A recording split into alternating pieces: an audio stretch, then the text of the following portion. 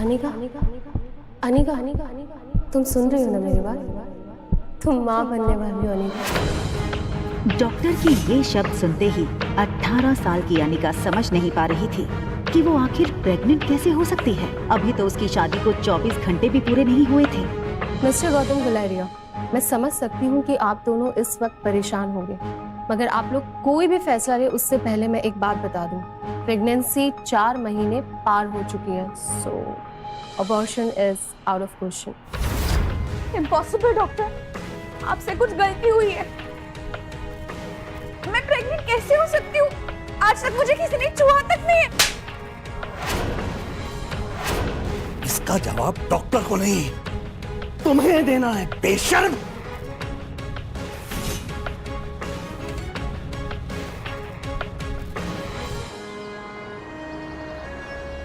अक्सर कार की back seat पर बैठने वाले गौतम आज अनिका को पीछे बैठाकर खुद ड्राइवर के साथ वाली सीट पर बैठ गए थे, मानो ऐसा करके वो अनिका को अपनी नाराजगी जता रहे हों। अनिका जानती थी कि एक बेटी होने के नाते आज उसने अपने पिता को दुनिया का सबसे बड़ा दुख दिया था, एक बिन ब्याही मां बनकर। इतना दुख उन्हें अनिका की मां के गुजरने पर भी नहीं हुआ होगा। अनिका को ऐसा लग रहा था मानो आज मनाली का हर इंसान उसे सवालिया नजरों से बस एक ही सवाल पूछ रहा हो कि कौन है इस बच्चे का बाप। लेकिन इसका जवाब तो अनिका के पास भी नहीं था। गुलेरिया हाउस ब्रिटिश के जमाने का मकान था। कहा जाता था यहाँ इंग्लैंड के अधिकारी वेकेशन मनाने आते थे, लेकिन अच्छे से मेंटेन न करने की वजह से पिछले कुछ सालों से थोड़ा बंजर सा लगने लगा था।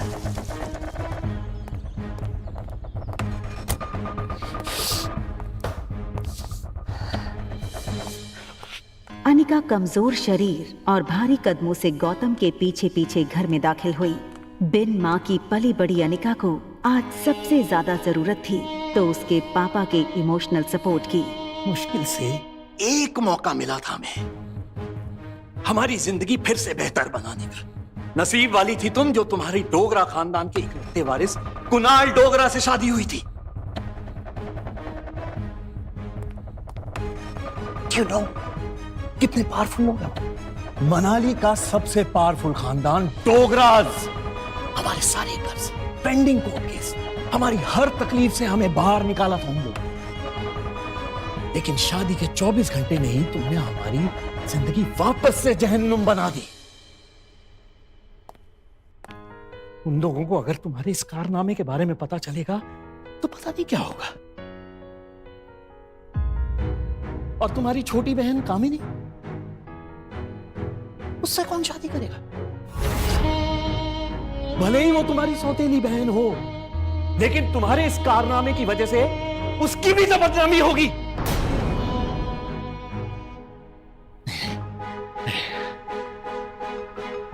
जब तक ये मामला खत्म नहीं हो जाता मैं कामिनी को और तुम्हारी मां मनीषा उसके भाई के घर भेज दूंगा।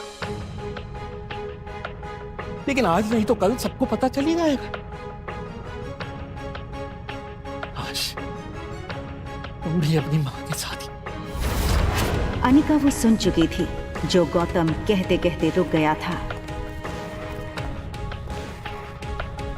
अगले दिन सुबह गौतम ने घर में लगे सारे सीसीटीवी के पिछले 5 महीने की फुटेज को खंगाला और बारीकी से देखने के बाद वो हैरान रह गया था कि पिछले 5 महीनों से छोटी मोटी बीमारी के चलते अनिका घर के बाहर कहीं गई ही नहीं थी।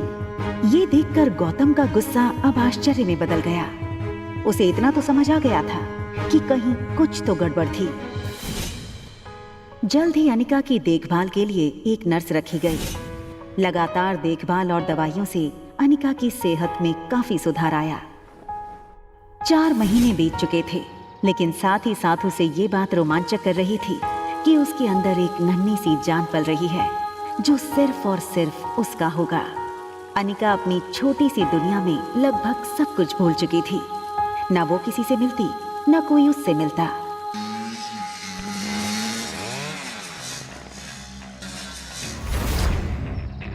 अनिका ने जैसे ही लड़की को देखा, उसकी धड़कन मानो डर और टेंशन से तेज हो गई। ये लड़का और कोई नहीं बल्कि अनिका का पति कुणाल डोगरा था।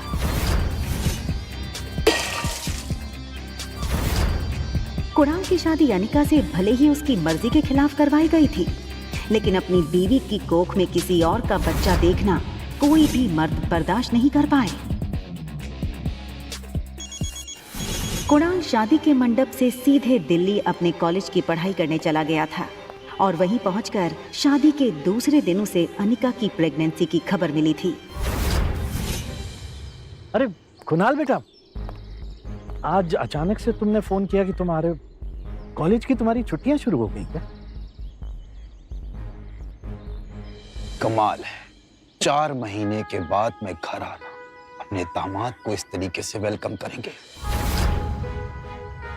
और वैसे भी बहुत कुछ बदल गया है अब यहाँ पे।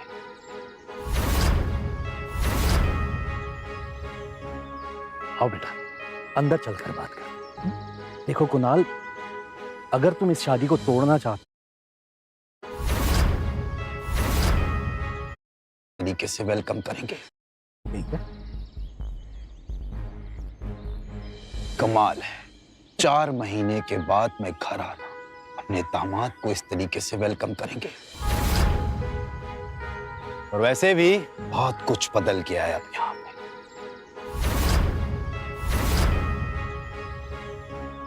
आओ बेटा, अंदर चलकर बात कर। देखो कुणाल, अगर तुम इस शादी को तोड़ना चाहते हो तो मैं समझ सकता हूँ।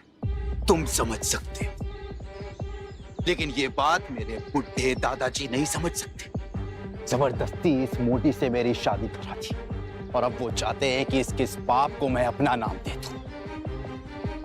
जब जब इसको देखता हूं ना, ऐसा लगता है एक ऐसे गुनाहों की सजा मिल रही है जो गुनाह मैंने कभी किए ही नहीं। देखो इस बेशरम को कैसे खड़ी है। शादी के फेरे लेते वक्त किसी और का पाप लेकर के खड़ी थी पेट में। क्या लगता है तुझे तेरे इस पाप को मैं अपना नाम दूंगा? कुणाल डोगरा का नाम मिलेगा इसको, सोचना भी मत। पता नहीं किस गटर का कीड़ा है ये। मैं इस शादी को नहीं मानती। ये सुनकर कुणाल और गौतम दोनों ही शॉक थे। देखो बेटा, इस वक्त अनिका की तबीयत ठीक नहीं है, इसकी बातों पर ध्यान मत दो। और रहा सवाल इस बच्चे का, तो उसके पैदा होते ही उसे अनिका से हमेशा के लिए दूर कर दिया जाएगा, मेरा यकीन कर।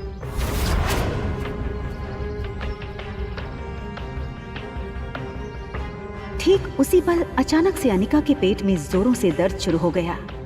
दर्द के मारे एक झटके में अपनी पीठ के बल गिरी। अनिका, मम्मा मम्मा मम्मा, प्लेन लैंड होने वाला है।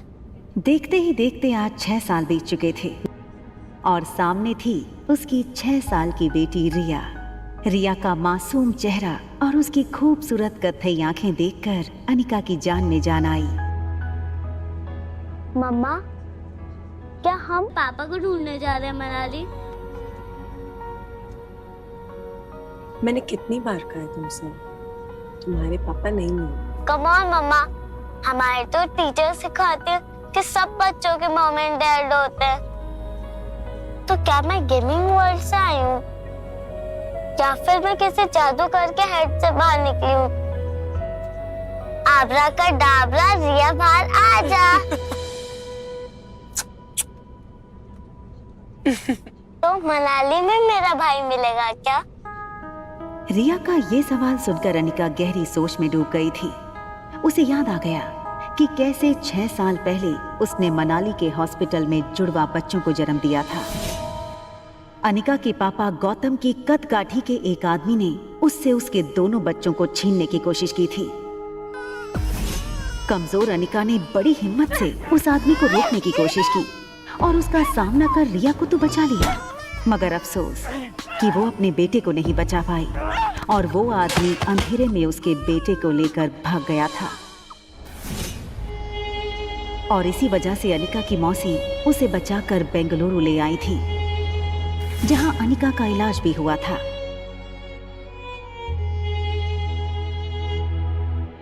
हालांकि इन 6 सालों में अनिका पूरी तरह से बदल चुकी थी।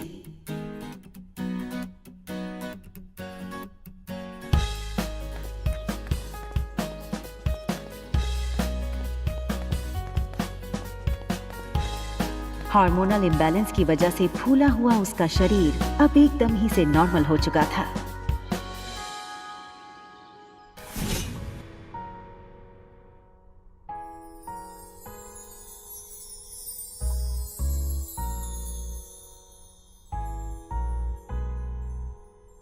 कितनी खूबसूरत लग रही हो तुम।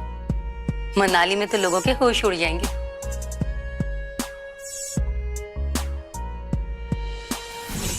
फ्लाइट अटेंडेंट हो या फ्लाइट के अन्य यात्री, सब लोग आते जाते अनिका पे एक नजर जरूर डालते, और डालते भी क्यों नहीं। शिफॉन की साड़ी में अनिका किसी भी फिल्मी एक्ट्रेस से कम नहीं लग रही थी। Excuse me, ma'am. Is there anything I can bring for you?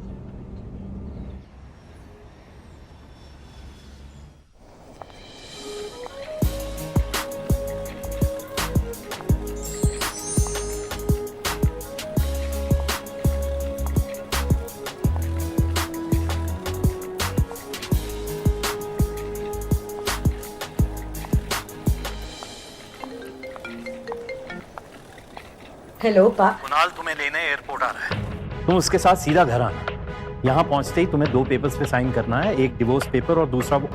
इतना कहकर गौतम अटक गया और फिर कुछ सोचकर उसने आगे कहा, खैर तुम घर आओ, यहाँ पहुँचते ही मैं तुम्हें सब समझाता हूँ।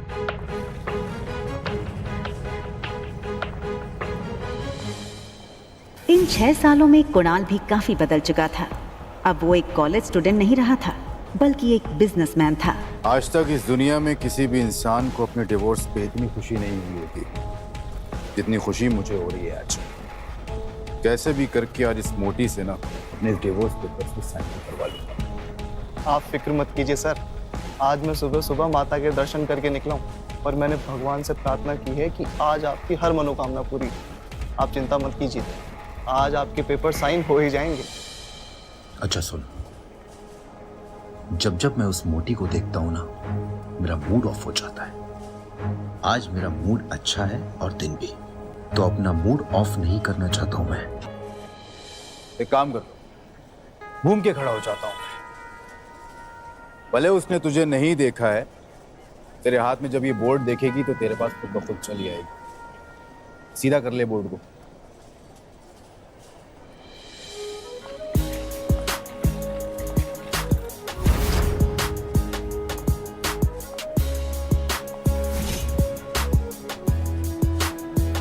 कुणाल ने एयरपोर्ट से बाहर आते हुए एक लड़की को देखा और फिर देखता ही रह गया।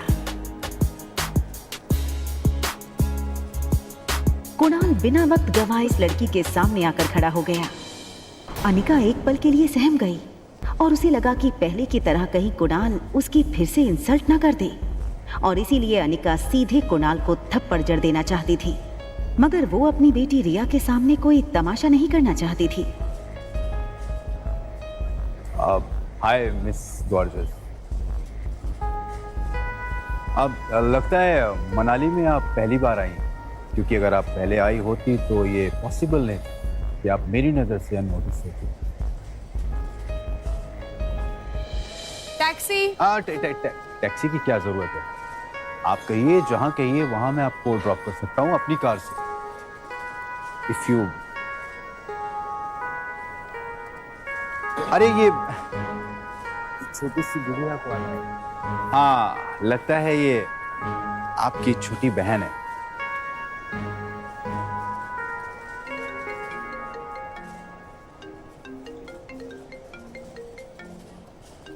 हाँ, क्या तुम्हें अनिका दिखी बेटा?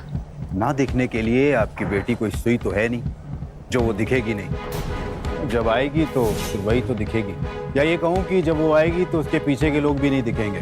तो दिखेगी तो बता दूंगा। रखिए। टैक्सी।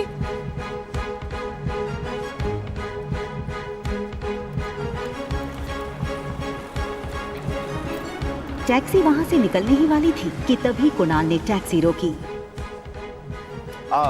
मैम, अगर आप बेंगलुरु की फ्लाइट लेकर के आ रही हैं तो क्या आपने उस फ्लाइट में एक बहुत ही भद्दी और मोटी लड़की को देखा क्या?